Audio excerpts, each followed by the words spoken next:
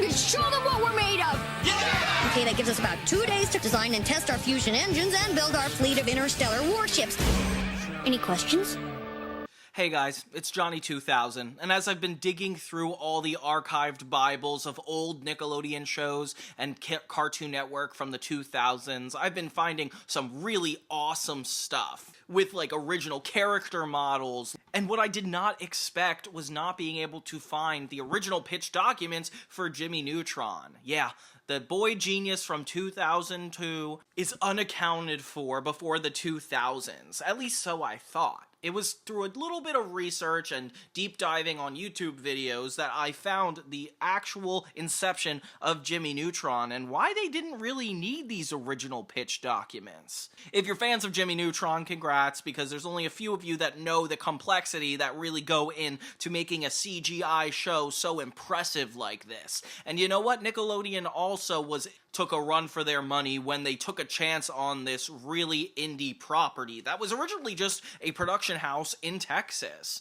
So since I can't find the original Bible, I want to go through all the original documents that came up before the series of Jimmy Neutron hit the air in 2002. So without further ado, let's dive into the original inception of this amazing series. It's a new day in Retroville. Yopians. We come in peace! What's up everybody, it's Johnny 2000, focusing on 2000s movies, media, and so much more. As you know, Jimmy Neutron has a special place in my heart, as it's one of the first animated series I covered on my channel. Back then it was just Johnny 2000 and I was only covering a couple shows. At this point I have Johnny Toons, which is a completely separate animation channel. If you want to see more about that, you can go check it out. But this show has always had a special place in my heart, and I feel like I know a little bit more about it and the experience as I unearth some of these documents. So if you haven't already, please check out some of my deep dives on the individual seasons or the overall series as a whole. Or just sit back and relax and enjoy as I take you through the journey that is Jimmy Neutron. It started in 2001, when Rugrats and Toy Story were one of the most popular animated series. Since February, Nick was airing Jimmy Neutron shorts, but it wasn't the beginning of everything they had. It was 1995 that the Texas-based DNA Productions got the first iteration of Jimmy Neutron in the form of a short film named Johnny Quasar, an aged rocket aficionado, which was his main genius, not just everything. The creator of Jimmy Neutron's name was John A. Davis, and was tooling around with the idea since the 80s about, like, a boy genius who runs away from home in a homemade rocket ship. Such a really cool, down-to-earth concept that would inevitably end up in this huge series called Jimmy Neutron, where he would have so much more than just simply rockets. He would have clones, a cyborg, even make the best candy known to man, which is the biggest value for me, honestly. It started with some software called Lightwave, where he unearthed an old script and storyboard he had, and he made this 40-second short entitled Runaway Rocket Boy. And then once he was done, he got Johnny Quasar to fly his rocket from Earth to space, which actually introduced the concept of him waving to a camera, dodging asteroids, and zooming off into the outer reaches of the universe. That's when him and his partner, Keith Alcorn, decided to create a show Bible in an attempt to pitch the project as a TV series. Meanwhile, the short was entered into a Lightwave demo competition at this place called SIGGRAPH, which is a 3D software animation convention. I tell you, he'll be back any minute now. I mean, how far can the little guy go? They're getting closer!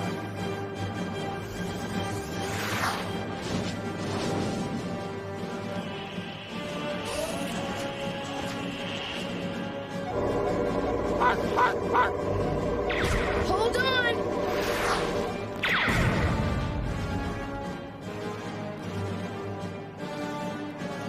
Later, Runaway Rocket Boy got 2 Wavy Awards for the Best Character Animation and Best in Show, which actually generated a lot of press in trade magazines, like how Ace Ventura writer and director Steve Odenkirk was introduced into the mix. He said, "I saw a photo of an early incarnation of Jimmy and Goddard in an off-beaten path CGI magazine. Basically, I thought it looked fun," he says in remembering the whole show. "I'm a huge fan of computer-generated animation, and at that time, one of the few that had CG animated, at the time, that was one of the few that thought a CGI series was even possible. Odenkirk gave DNA Productions a call and requested a tape of the short, and then requested to see anything else that the studio had on the character. After seeing the show Bible, he was hooked. He wanted DNA to pitch the project to various studios, not just Nickelodeon.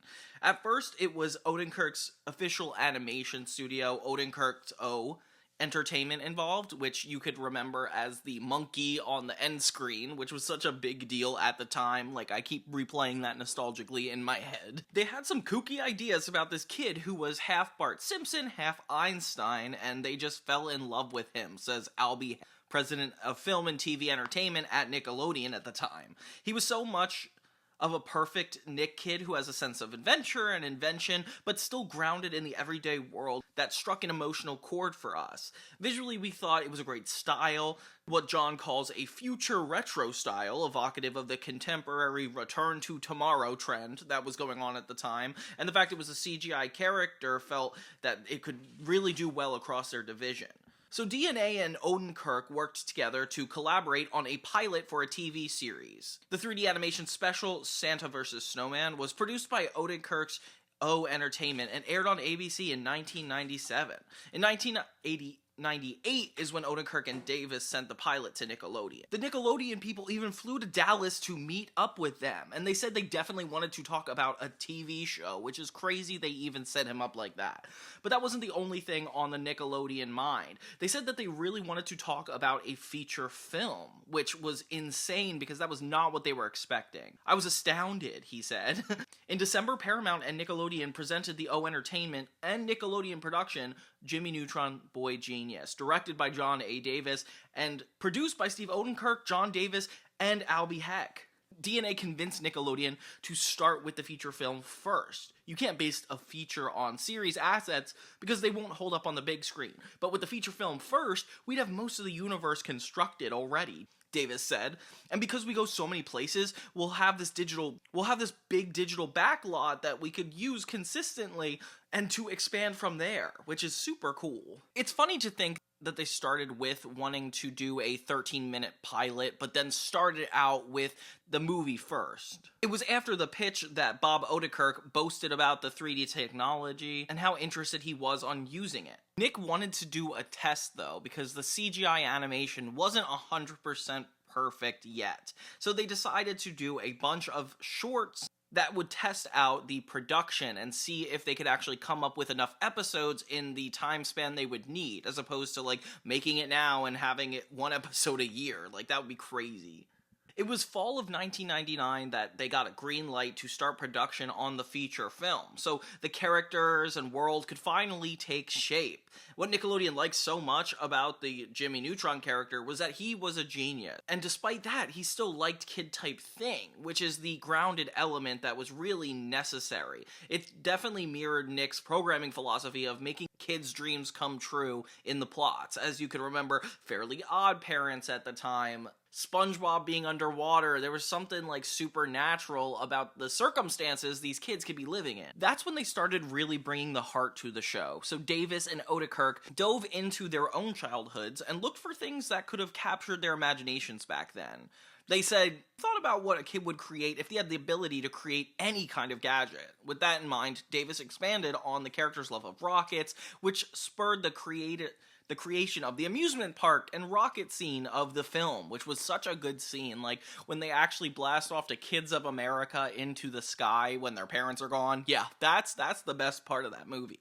It's just a great kid fantasy, which is exactly what they were going for.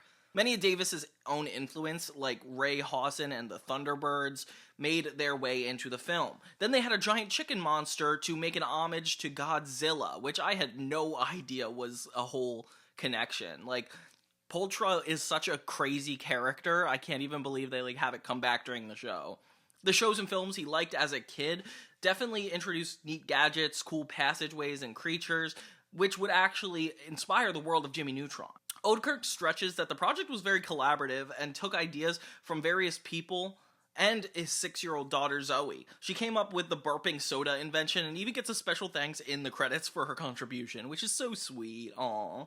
After 3 months, they were pounding out a script, and at the beginning of the 2000s, Nick gave them the go-ahead to start production on the feature. So this literally took years at a time. Now DNA, which had 20 employees, needed to expand to 120 for the very tight production schedule of 24 months to get this entire movie done. That's 2 years, guys. You don't normally need that much time, but because of the technology they had, like, it had to be done so in advance, which is insane to think it took years to come out after this. They said that they departmentalized 24 months from script to screen. They had to have an animation department, modeling department, lighting department even, and so forth. They started with the most simplest and obvious idea for the main plot.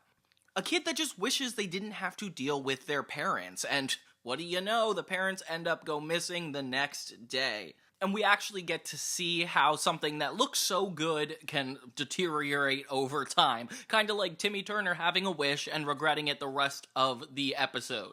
That's when they, of course, have to have aliens introduced into the mix. So not only do the kids want their parents, but they actually have to fight for them, making it a really good I Want story in addition to just being Jimmy Neutron. So the software they used was Lightwave, and they used it for modeling, lighting, non-character animation, crowd animation, and even effects, like the Messiah for character rigging and animation. They used Adobe Photoshop at the time, which they would use for texture painting. Magpie Software from Third Wish Software and Animation did the lip syncing specifically, which was so crazy they had to do a separate company just for that. And Aliasal Wavefront's Maya Fusion did the compositing. David's partner, Keith Alcorn, who was an executive producer on the film, actually led the character design department. They made sure the simplicity of the character design helped simplify the production, and everything would be possible to be done in the 24 months. He said, "From the outset, I decided we were going to go with a cartoony design," he said. He didn't want to get bogged down in cloth simulation or hair simulation, so they decided to make a sculpted graphic part of the design sense, which he already liked for this project, so it wasn't like it was a big issue. "I don't look at CG as a way to replicate reality," he said.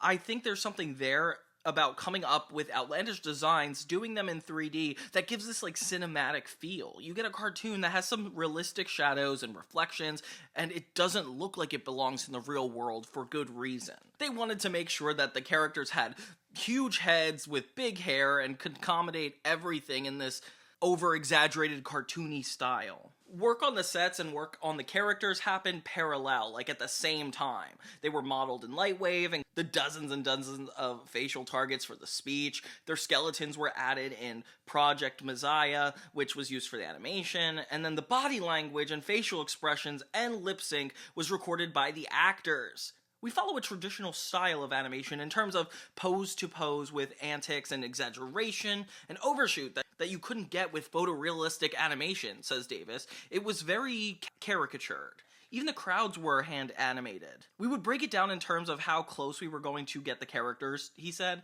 "Characters closer to the camera would have more articulation than those further away.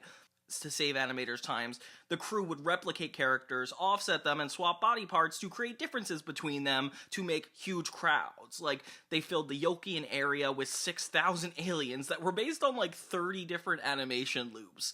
6,000, yeah. So they used animated sprites, mapping the animation onto the hypervoxel particles in Lightwave. We create a point cloud where each Yokian alien could be," David said. "To fill the arena, they would point over each seat, replace the points with hypervoxel particle sprites, and then just randomly assign different animation loops to them to look like multiple people." Oh, interesting. And then watch the rump-shaking world premiere of Party at Neutron. Next, on the first network for partying kids, Nickelodeon. Davis was inspired by Pixar's RenderMan software, which required so much code that artists had to work through code writers to create their art. So he didn't want to go about this. Using consumer software actually allowed DNA's artists to have more hands in control. The easy-to-use aspect of it enabled Davis to hire less experienced artists, like kids outside of college or working in their basements, that showed innate talent through their work. So they got talent instead of tech at the time, which is so ironic for Jimmy Neutron being a science-based show. The talented rookies combined with more experienced 3D artists and added to the creative environment, which is so interesting, getting all these different level of experiences for different things. Like, it's definitely not something they could do nowadays with AI. Like, imagine how this entire process would be different. It was November 2000 that the world was introduced to Jimmy through a trailer and clips from the interstitials, which played before Rugrats in Paris. Oh my gosh, remember that movie? What a throwback. Then in February 5th, 2001, the first interstitial, which was New Dog, Old Tricks, which I actually covered in my first season retrospective and complete series retrospective of Jimmy Neutron. So if you haven't seen that, please check it out. They basically did a bunch of shorts that just kind of showed off the characters, and it felt like its own mini season, honestly. It was just so cool how they developed so much before they actually got to the show portion, even having the movie be like this pitch in a way. To build buzz even more, the interstitials led viewers to JimmyNeutron.com, where they had actual Shockwave games and Nickelodeon magazine for an ongoing comic strip. Kids responded so well to the streams of Jimmy Neutron content, like the trailer ranked number 2 on Nick.com, and then the announcement of Jimmy Neutron, the feature, rolled out during the 14th annual Kids' Choice Awards, where they actually had Jimmy serve as the presenter. Oh my gosh. So yeah, the character was introduced to like 4.3 million kids, which is insane. Way more than that even. And it's so crazy to look back at this event in 2001, like when Nickelodeon was still like up and at 'em, and the fact this was like the 14th event. They had the Backstreet Boys performing, Aaron Carter, Destiny's Child, and even Lil Bow Wow.